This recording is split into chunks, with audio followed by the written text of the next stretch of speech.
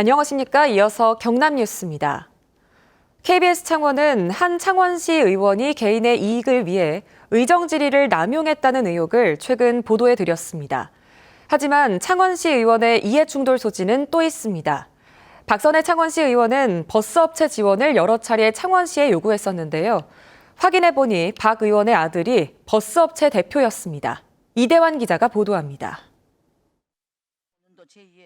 국민의힘 박선혜 창원시 의원이 시청 담당 부서에 보낸 서면 질의서입니다. 전체 17개 가운데 13개, 대부분이 버스회사 관련 질의입니다. 회사의 전기버스 충전기 설치 비용을 지원하지 않으면 역차별이라고 생각한다거나 버스노조 통상임금 소송에 대해 창원시가 개입하지 않는 이유를 묻는 등 형식은 질의지만 사실상 시 지원을 촉구하고 있습니다. 하지만 시청 간부 공무원이 박 의원을 따로 만난 뒤 실제 시정 질의는 하지 않았습니다. 창원시 입장에서 이런 이야기 들으면 부담스러우시겠어요? 부담이 굉장히 됩니다. 근거가 없고 또 금액이 너무 크고 이렇다 보니까 참 방안이 없었어. 박 의원이 시내버스 업체 지원을 요구하는 이유는 뭘까? 연 매출 200억 원 안팎, 창원의 한 시내버스 업체입니다. 이 회사 대표가 박 의원의 아들입니다. 재선인 박 의원 역시 2023년까지 이 회사 사내이사로 겸직했습니다.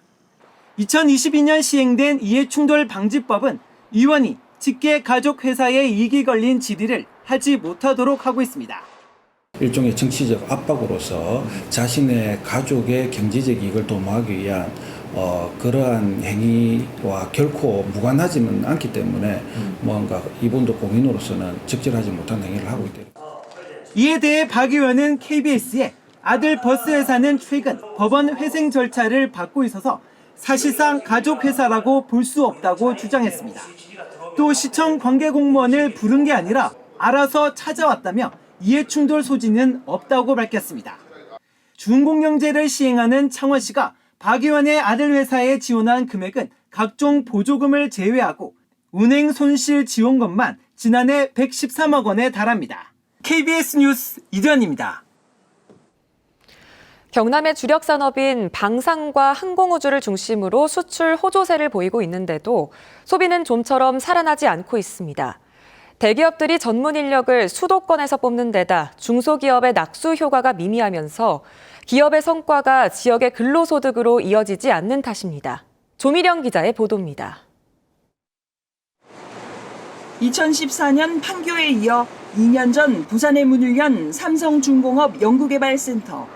경남의 인력 120여 명이 투입됐습니다. 한화오션도 2016년 경기 시흥 연구개발센터에 이어 지난 5월 부산의 엔지니어링 센터를 열어 거제 인력 150여 명이 자리를 옮겼습니다. 조선업 화랑에도 지역 경기가 좋아졌다는 체감이 더딘 이유입니다.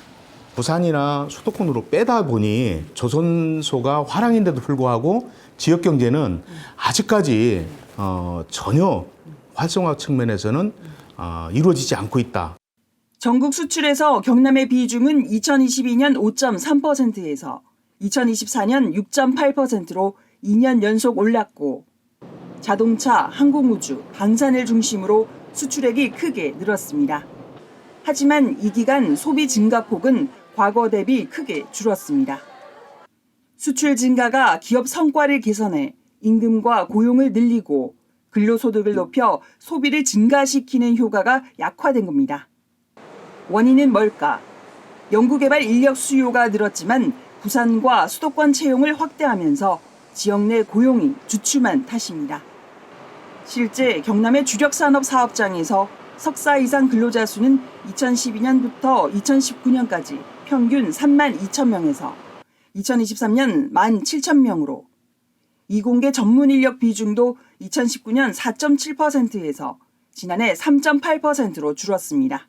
R&D 등 고임금 일자리 같은 부분이 그 수요는 늘었는데 도내에서 채용이 안 이루어지고 외국인이나 이제 비정규직 근로자 위주로 고용이 늘면서 그 근로소득 증가가 좀 제약된 부분이 있습니다. 전문가들은 유지보수 운영 산업 등 고임금 일자리 창출과 대기업과 중소기업의 기술 교류, 외국인 소비 촉진을 위한 정책 마련이 시급하다고 조언합니다. KBS 뉴스 조미령입니다. 어제 9월 9일은 장기기증의 날입니다. 한 사람의 장기기증이면 9명의 생명을 구할 수 있다는 의미인데요. 뇌사에 빠졌던 30대 공무원이 평소 뜻에 따라 장기기증을 하면서 3명에게 새 생명을 선물한 사실이 뒤늦게 알려졌습니다. 김효경 기자가 취재했습니다. 지난달 7일 오후 거제시 치매안심센터에서 일하다 갑자기 쓰러진 36살 우승현 주무관. 급하게 병원으로 옮겨졌지만 뇌사 상태에 빠졌습니다. 우 주무관을 돌보던 가족은 뜻밖의 소식을 들었습니다. 우 주무관이 앞서 장기기증 신청을 했다는 이야기. 쉽지 않았지만 가족들은 우 주무관의 뜻을 받아들였습니다. 동생이 신청한 장기기증이 마치 동생의 마지막 유언 같기도 해서 동생의 뜻대로 해주는 게 맞다라고 생각이 들어서. 임상병리사로 일하다 2022년 의료기술직으로 보건의료인의 소명을 이어오던 우승현 주무관. 코로나 때 보건소에서 일했고 최근 치매안심센터로 일터를 옮겨 치매 환자를 지원하는 업무를 하면서도 힘들지만 보람되다라는 말을 아끼지 않았습니다. 갑작스런 우 주무관 소식에 동료들은 놀람을 감추지 못하면서도 우 주무관의 뜻을 기렸습니다. 손해보는 일이 있더라도 다른 사람들 우선시 해주고 그런 성격의 친구였습니다. 마지막까지 장기기증도 하고 좋은 일하고 갔으니까 지금은 또 편하게 잘 있지 않을까. 지난해 뇌사 장기기증자는 397명. 장기기증에 대한 관심이 커지기 시작한 2012년 이후 처음으로 400명 아래로 떨어졌습니다. 하지만 같은 해 장기이식 대기자는 5만 4천여 명으로 해마다 늘고 있습니다. 이웃을 위한 마지막 나눔으로 우 주무관은 3명에게 새 삶을 안겨주고 우리 곁을 떠났습니다. 너는 이 세상에 없지만 다른 분들을 통해서 너가 함께 있다고 생각해. 사랑해. KBS 뉴스 김효경입니다. 오늘은 세계 자살 예방의 날입니다. 우리나라는 여전히 세계 최고 수준의 자살률을 기록하고 있는데요. 소중한 생명을 지키기 위해 365일 24시간 불을 밝히고 있는 생명의 전화 상담실을 정민규 기자가 다녀왔습니다. 간호사 생활 마치면 투잡, 쓰리잡을 뛰고 시간이 남으면 배우러 가든지 돈을 벌든지 그런 삶을 좀 살았었는데 30년 넘게 정신과 간호사로 일해온 김미경 씨에게 3년 전 그날의 기억은 너무도 또렷합니다. 당시 23살, 꽃다운 나이의 딸이 스스로 생을 마감했습니다. 다른 사람은 그런 아픔을 겪지 않게 김 씨는 주변의 만류를 무릅쓰고 생명의 전화 상담 봉사원이 됐습니다. 처음에는 이 남의 일이라고 생각했었는데 이게 나의 일이 되다 보니까 끝까지 참 해야 되겠다. 이 생명의 전화가 어찌 보면 저를 살렸다고 생각이 들어요. 자비로 60시간의 강의를 듣고 6개월의 수습을 거쳐야 하는 상담원의 자리. 부산에선 180명의 상담원이 무보수로 1년 365일 24시간 자살 예방 전화 상담을 이어갑니다. 네, 생명의 전화입니다. 지난해 부산 생명의 전화에 걸려온 전화는 6천여 통, 이 중 1,000여 통이 극단적 선택을 고민하는 이들이었습니다. 원하는 답이 안 나올 때 막 언어 폭력을 하거든요. 욕도 하고 그러려고 거기 앉아있나 이런 소리도 하고요. 간혹 마음의 상처를 받지만 상담원들을 지키는 건 스스로 느끼는 보람도 크기 때문입니다.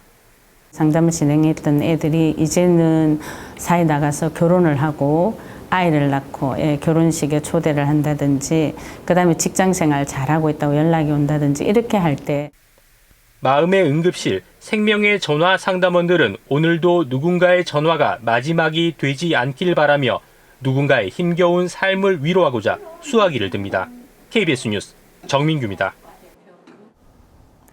저기압이 동해상으로 대부분 빠져나가면서 지금은 경남 일부 지역에만 약하게 빗방울이 떨어지고 있습니다. 남아있는 비구름대 영향으로 오전까지 산발적으로 비가 조금 더 내리는 곳이 있겠고 낮에는 대부분 그치겠는데요. 예상되는 강수량은 오늘 오전까지 5에서 10mm 정도로 양이 많지는 않겠습니다. 낮부터는 비가 그치고 날이 다시 더워지겠는데요. 오늘 창원의 낮 최고 기온은 29도로 어제보다 6도가량 높겠고 예년보다 덥겠습니다. 오늘 경남의 하늘 대체로 흐리겠고 거제시 동쪽 해안에서는 바람이 강하게 불겠습니다. 현재 기온 창원이 22도, 함안이 21도로 어제 같은 시각과 비슷하거나 조금 높고요. 한낮에는 창원이 29도, 창녕이 28도로 예년보다 1에서 3도가량 높겠습니다. 서부 지역도 진주가 22도, 산청이 21도를 가리키고 있는데요. 한낮에는 하동이 30도, 사천이 29도 예상됩니다. 바다의 물결은 먼 바다에서 최고 2m로 비교적 잔잔하게 일겠습니다.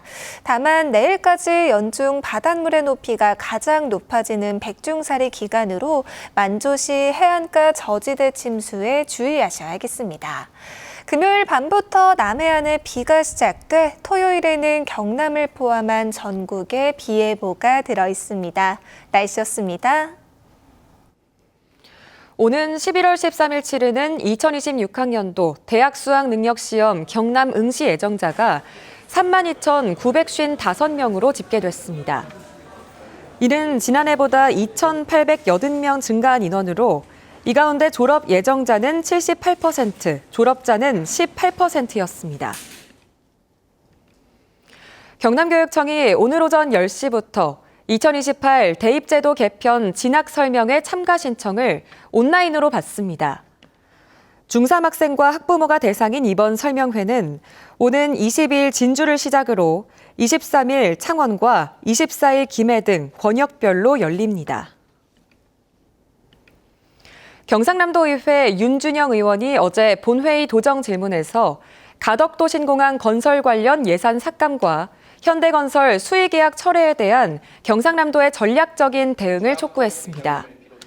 이에 박완수 경남지사는 가덕도 신공항은 공기를 늘려서라도 안전하게 건설하는 것이 중요하다며 경상남도도 김해공항 보안 대책과 연계 인프라 구축에 노력하겠다고 답했습니다.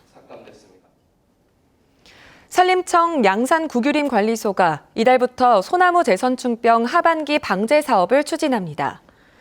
공동방제구역은 김해 장유동, 밀양, 단장면 일대 등 2만 1000여 헥타르입니다.